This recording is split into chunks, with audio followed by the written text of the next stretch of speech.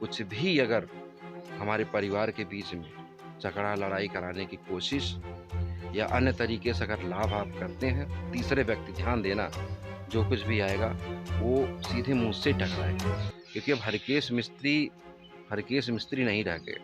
लोग सोच रहे होंगे कि इनकी कमाई उससे गाड़ी धुलाई से चलती है। ऐसा कुछ नहीं है भाई, गाड़ी बिल्कुल नहीं धुलाई है। से नहीं चलती है। हम लोगों की यूट्यूब समझ लीजिए हमारी फैमिली है, एक हमारा परिवार है यूट्यूब, उससे मेरे हम पास इतने क्रिएटर आते हैं ना, उनकी मैं प्रॉब्लम सॉल्व करता हूँ, लोग खुशी खुशी 2-4-10 हज़ार रुपये दे के जाते हैं। ये बात सब जानते हैं, ठीक है? गलती मत करना मेरे बीच में आने बस।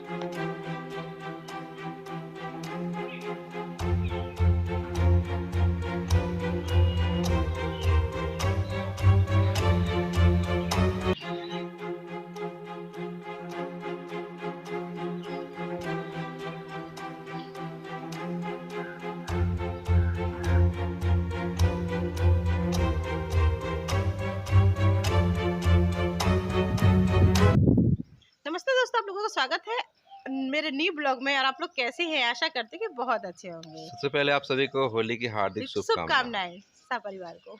और उम्मीद करते हैं आप लोग बहुत मस्त होंगे और अपने कामों में व्यस्त होंगे। ये ज़रूरी वीडियो है, ये ज़रूरी सूचना है हमारे कुछ लोगों के लिए, हमारे कुछ क्षेत्रीय लोगों के लिए और हमारी जो दर्शक है, चाहे वो यूट्यूब पे देख रही हो चाहे फेसबुक पे देख रही हो, ये वीडियो दोनों पे आने वाली है। क्योंकि जो है कल मेरे खिलाफ शिकायत गई थी थाने में। जी।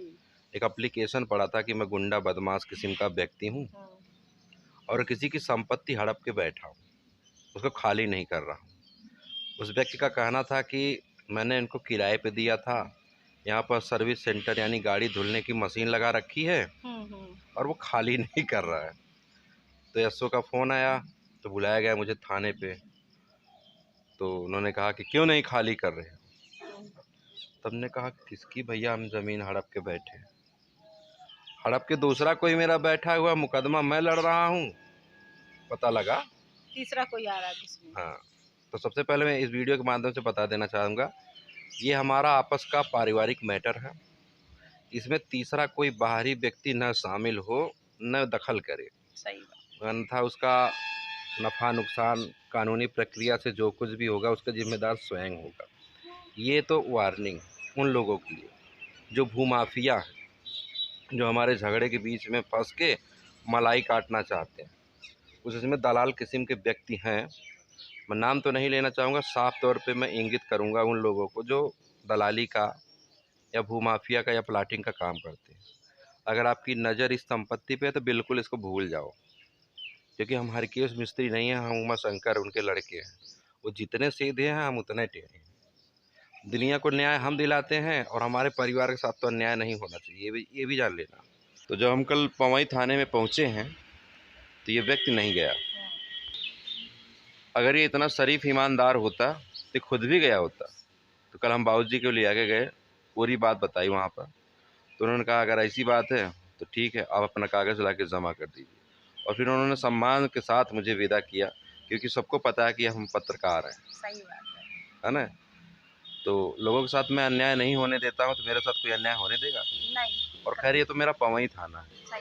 आसपास के हर थाने की, चाहे वो जौनपुर ज़िला हो, चाहे अम्बेडकर हो नगर हो, चाहे सुल्तानपुर ज़िला हो, आप लोग देखते रहते हैं कि मैं अपनी लड़ाई, जो समाज की लड़ाई है, मैं खुद माइक लेके खड़ा रहता हूँ अग्रिम पंक्ति पर, सबको न्याय दिलाता हूँ। तो मेरे साथ अन्याय है तो ये तो मैं नहीं होने दूंगा। सही बात है, हम लोग के साथ अन्याय क्यों होगा? मैं ये कहना चाहती हूँ कि अगर मेरी फैमिली वहाँ थाने में जो रिपोर्ट लिख करवाए थे, जो भी है हमारे जो जेठ है उन्होंने करवाया था रिपोर्ट, तो उनको पहुंचना चाहिए था ना। अगर इतने ईमानदार इतने शरीफ सज्जन है वो, तो उनको वहाँ जाना चाहिए था, वहाँ पर खड़े होना चाहिए था, उनको पहले पहुंचना चाहिए था, क्योंकि रिपोर्ट वही करके आए थे इनके खिलाफ। पर वो तो गए नहीं, क्योंकि वो डरपोक आदमी है। वो जानता मैं कितने अंदर में डूबा हूँ। और ये भी जान लो, वो इंसान मुझसे नज़र नहीं मिलाता। हाँ। अगर डट के कहीं खड़ा होने की बात है तो मेरे सामने पता नहीं क्या है। अरे यार, जलते हो तो ठीक है, जलो ना, काम करके बराबरी करो। सही बात है। हिम्मत मेरी तरह मेहनत करो, दिन रात मेहनत आप करो। संघर्ष तो करना चाहते नहीं हो, सोचते हो कि बस खाली बना बना हर चीज मिल जाए मुझे। देखो सुनो, इस आदमी को हराम की खाने की आदत है शुरू से। दादा का पेंशन खाया, हाँ। नेता बन के घूमा है, तो आई ईमानदारी से, मेहनत से तो कमाना नहीं। मैं एक बार बताना चाहती हूँ, मैं इस घर में जब से आई हूँ ना, मैंने एक चीज देखा है कि जो मेरे अजय ससुर थे, जो इनके दादाजी थे, हमेशा वहीं पे रहे, क्योंकि उनके पिताजी नहीं थे। चलिए कोई बात नहीं, उनके पिताजी नहीं थे, एक्सपायर हो गए थे, तो उनकी जितनी पेंशन थी, उनका पढ़ाई लिखाई का खर्चा, जो भी उनको पढ़ाया गया, जहाँ तक पढ़ाया, पूरा खर्चा उनको, मतलब उनके दादाजी, और सब अच्छे वेल एजुकेटेड हैं, ये भी नहीं है, लिखे हैं, ये बात सब हाई क्वालिटी वाले हैं, मतलब हाई एजुकेटेड, बिल्कुल। और इनको पढ़ाने के लिए उनके पास 1 रुपया नहीं थी, बिल्कुल नहीं था। समझ लीजिए आप लोग, कोई बात नहीं, हम उनके पोते नहीं थे। कितने पोते नहीं थे, है ना? क्यों पोते नहीं थे? क्या पिताजी इनकी औलाद नहीं थी? जब चाचा जी थे तो ये भी तो उन्हीं के बच्चे थे। चलिए कोई बात नहीं, पर उनको सोचना चाहिए, जब हम लोग अपने दादा की सारी विरासत सब लेके बैठ गए, इतना खर्च, इतना ही नहीं, मैं स्क्रीनशॉट लगा दूं। एक संपत्ति है, उसमें 1/4 का हिस्सेदार मेरे पिताजी को बनाएगा, जबकि उन्होंने 1/2 के हिस्सेदार है हम लोग हैं। तो ये फर्जी तरीके से ये तुम आगे चल रहे हो। मैंने कभी शिकायत नहीं की तुम्हारे खिलाफ। हम लोग सोचते हैं कि चलो, और जिस दिन मैं कर दूंगा ना, तो जितने भी लोग शामिल हो, सब लोग जेल चले जाओगे। क्योंकि देखो, नियम से, अगर कानून से, कागज से देखा जाए, तो मेरा हिस्सा तुम खा के बैठो ना कि हम खा के बैठे। ठीक है, मैंने हर जगह तुमको अपना हिस्सेदार बनाया कि ठीक है तुम मेरे हिस्सेदार हो। तुम अगर इतने ही शरीफ हो, 10 साल से मुकदमा चल रहा है फूलपुर में, बंटवारा का 1/2 का मैं हिस्सेदार हूँ, 1/2 में तुम लोग 3 लोग शामिल तो हो। कोई क्यों नहीं गया? कोई नहीं गया। तो जो थानेदार थे, वो जो आए थे हमारे पास दरवाजे पे, उन्होंने, मैंने बोला कि 10 साल से यहाँ पर बंटवारा चल रहा था, पर वो आदमी शामिल नहीं हुआ, तो क्या कि फिर इससे क्या बात है, एक पक्षीय हो जाएगा फिर तो, जब तुम लोग कुछ करना ही नहीं चाहोगे। सबसे पहली बात तो दोस्तों, हम आपको बता दें, दलितों के पास संपत्ति बची नहीं है, सब ले लिए। जितनी अगर बची खुची, उसको भी आपस में लोग लड़ा कर कम से कम वो बेच के हिस्सा अपना मलाई काट लेते हैं।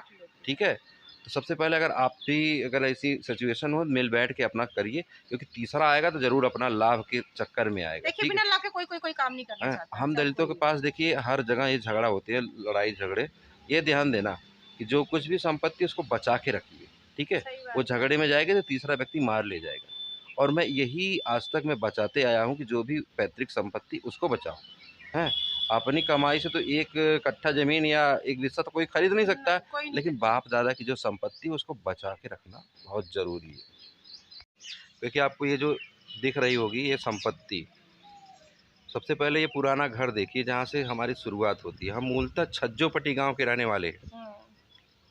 मैं भले सुमाड़ी में रहता हूँ, लेकिन मेरा जो है अभी भी छज्जोपट्टी में। पूरा जितना हम लोग कागज सब कुछ है, सब छज्जोपट्टी का ही है।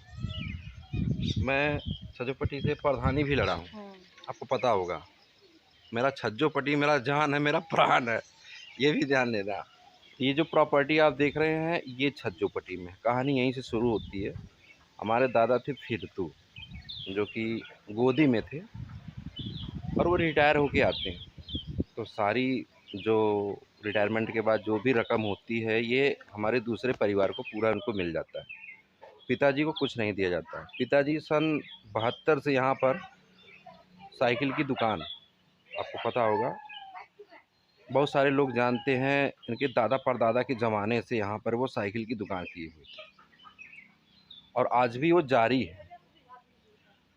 और कई बार इन लोग इस संपत्ति को हड़पने के लिए बहुत लोगों ने प्रयास किया, और मैं आपको फ्रंट कैमरे से दिखाना चाहूँ। इस संपत्ति को बचाने में उन्होंने पूरा जीवन लगा दिया। ठीक है, ये जो सामने से आप ये इतना देख रहे हैं, ये पूरा, ये आनंद फानन में 2 से 3 दिन में तैयार हुआ था, ये है ना, 2 से 3 दिन में तैयार हुआ था। और इस पर अटैक था बच्चा सिंह का, आपको पता ही होगा, ये सोमहाटी के निवासी हैं। और उस समय बहुत ज़ोरों शोर से ज़मीन को हड़पने का प्रयास चल रहा था, लेखपाल की मिली भगत से बंजर ज़मीन दिखा के। आगे से तो बहुत चौड़ा दिखता है, लेकिन पीछे आते ही ये आधा हो जाता है ना। और आपको बहुत सी चीज़ें जो आपको जानना ज़रूरी है, अगर आप इसमें इंटरेस्ट रखते हैं। आजकल बहुत चर्चा का विषय है, क्योंकि हमारे यहाँ स्थानीय चौराहा है, लोग बैठ के बहुत चर्चा करते हैं इसके बारे में। ये जितनी आगे से दिखती है ना ज़्यादा, और पीछे आके हो जाती है आधा, और इसको हड़पने के चक्कर में बहुत लोगों ने प्रयास किया। खैर, उस पर न जाते हुए हम आते हैं। तो ये जो और ये संपत्ति आप देख रहे हैं, मतलब ये जहाँ पर हम खड़े हैं, ये 10 बिस्सा थी, और उस 10 बिस्सा ये जो दूसरी आप देख रहे हैं, ये बहाउद्दीनपुर रोड पे है। बहाउद्दीनपुर रोड पे भी उतनी थी। तो जब ये सामने जो सड़क बनी थी तो यहाँ पर बहुत बड़ा गड्ढा या खंती हो गई थी, जिसमें हमारे पिताजी ने 90 टाली जो है मिट्टी, बड़े लाल थे सुम्हाड़ी के, उनके ट्रैक्टर से, अरे सन 80 के पहले, मतलब बहुत पहले लाके यहाँ पर पाट के तब यहाँ पर दुकान उकान डाले थे। तो खैर वो तो अपना व्यवसाय करते चले आए थे, लेकिन जलन जो होती है कुछ लोगों की बरकरार रहती है। तो उसमें से एक व्यक्ति है हमारे ही परिवार का, जो कि नेतागिरी, जिसने उसने अपने खुद के सगे भाई को ही, मतलब हमारे पटीदार के जो छोटा भाई है उसको भी अलग कर दिया, और ऐसे ऐसे केस में फंसाया उसको कि जो कि बेचारा निर्दोष वो फंस गया। आते उसने अपने सास पे भी अत्याचार किया, मतलब बहुत कुछ किया। वो तो उनका पारिवारिक मैटर था, लेकिन जलन मुझसे बरकरार रही। 2007-8 के करीब, 2007 से पहले की बात है, 2006 के करीब, तो मेरे यहाँ एक मेरा नौकर रहता था, उसको भी छटकवा के उसका दुकान उसने चकियाँ चौराहे पे डलवा दिया। डेली उसको सिखा पढ़ा के किसी तरह से उसको भी ले गया, ताकि हमारी रोजी रोटी पे संकट खड़ा हो जाए। लेकिन आप लोगों के सहयोग से मैं इतना पढ़ा लिखा सुलझा व्यक्ति हूँ कि मैं बहुत शांति से हर चीज़ को निपटा लेता हूँ। बहुत बार मुझे गिराने की कोशिश की गई। मैं अपना अध्ययन जारी रखा, साथ ही समाज सेवा के रूप में मैंने एक फ्री कोचिंग भी चलाई जिसका नाम था कैरियर कोचिंग, वो भी मेरी आबादी की ज़मीन में। तो तमाम सारी प्रॉपर्टी के विवाद में भी मैंने ये सब जारी रखा, लेकिन अभी मैंने ब्रेक लगा दिया। ठीक है, कम से कम अब कुछ मेरे पास बैकअप हो जाए, जो कि सोशल मीडिया से आप लोगों की दुआ से अच्छा खासा अब मैं ठीक ठाक से स्टेबल हो रहा हूँ, लेकिन उसमें भी लोगों की नज़र लगी रहती है। ठीक है, मैं खुद कमाता हूँ और आप लोगों को भी कमाने का मैं जरिया देता हूँ। बहुत सारे मेरे पास ऐसे आते हैं, मेरे दोस्त, मेरे व्यूवर्स आते हैं, जो कि मेरी स्थिति देखते हैं कि ये इतना पुराना यूट्यूबर या सोशल मीडिया पे जुड़े होने के नाते भी ये, मतलब इनका ऐसा घर है, ये किस प्रकार रहते हैं। तो कारण यही है कि अभी हम पूरी तरह से पूरी संपत्ति विवाद में ग्रस्त हैं। ठीक है, आए दिन थाना मुकदमा पुलिस कोर्ट कचहरी लगा रहता है, लेकिन अब पहली बार किसी व्यक्ति ने मेरे खिलाफ़ शिकायत की। इसके पहले 2-3 बार पुलिस ने मेरे खिलाफ़ शिकायत की थी, क्योंकि मैं किसी की मैं अन्याय बर्दाश्त नहीं करता। जब मैंने दरोगा तक को नहीं छोड़ा तो ये तो आम व्यक्ति है। ठीक है, गलत करोगे तो गलत भुगतोगे। और मैं साफ शब्दों में ये कह देना चाहता हूँ कि जो भी तीसरा व्यक्ति हमारे पारिवारिक मैटर में आएगा या बिना बंटवारा की संपत्ति को खरीदेगा या बेचेगा, तो कानूनी रूप से वो अवैध है। और कुछ भी अगर हमारे परिवार के बीच में झगड़ा लड़ाई कराने की कोशिश या अन्य तरीके से अगर लाभ आप करते हैं, तीसरे व्यक्ति, ध्यान देना, जो कुछ भी आएगा वो सीधे मुझसे टकराएगा, क्योंकि अब हर केस मिस्त्री नहीं रह गए। बहुत आप लोगों ने सताया, चाहे वो पड़ोसी रहे हों, चाहे जो भी रहे हों। आपको बता दें, वो व्यक्ति साइकिल बना के लगभग 7 लाख रुपए का उधार अभी भी मेरे पास कॉपी में है। और जो बड़े बड़े सेठ बन के घूम रहे हो ना, बड़े आदमी 4 चक्का से, अगर मैं जिस दिन डायरी खोल के दिखा दूँ कि तुम्हारे माँ बाप ने तुम्हारे पढ़ाई के लिए हमारे यहाँ साइकिल उधार तक मनवाई, साला जिसके पास साइकिल में गाटर लगवाने तक के पैसे नहीं थे, टायर में पंचर बनवाने तक, वो भी आज स्टेटस लगाता है ना। कितने छात्रों को तो उन्होंने निःशुल्क बना के दे दिया कि जाओ तुम पढ़ लिख के कुछ बन जाओगे। अगर जरा से भी शर्म बची हो, ठीक है, तो हमारे बीच में मत आना। एक बात है, बाबूजी का बहुत सीधेपन का बहुत फायदा उठाया सबने, क्योंकि मेरे बाबूजी ऐसे, मेरे ससुर जी ऐसे हैं कि मतलब उनको 4 थप्पड़ मार दोगे ना तो भी नहीं बोलेंगे, ऐसे व्यक्ति हैं। चलिए ये ख़त्म करते हैं, फिर आपको नेक्स्ट अपडेट देंगे। तो मेरे खिलाफ़ शिकायत हुई थी, तो मैंने भी बंटवारा का कागज़ ले जाके दे दिया। अगर मुझे संपत्ति का ही लालच होता तो मैंने 2015 में बंटवारा का मुकदमा मैं खुद डाला हूँ कि कम से कम बढ़ के ख़त्म हो जाए। मुझे 2 कमरा बढ़िया चाहिए, क्योंकि जिसमें मैं एक ऑफिस अपना खोल सकूँ और एक स्टूडियो सेटअप। लोग सोच रहे होंगे कि इनकी कमाई उससे गाड़ी धुलाई से चलती होगी। ऐसा कुछ नहीं है भाई, गाड़ी धुलाई से नहीं चलती है। हम लोगों के यूट्यूब समझ लीजिए हमारी फैमिली है, एक हमारा परिवार है यूट्यूब। मेरे पास इतने क्रिएटर आते हैं ना, उनकी मैं प्रॉब्लम सॉल्व करता हूँ, लोग खुशी 2-4-10 हज़ार रुपये दे के जाते हैं। ये बात सब जानते हैं। ठीक है, गलती मत करना मेरे बीच में आने, बस।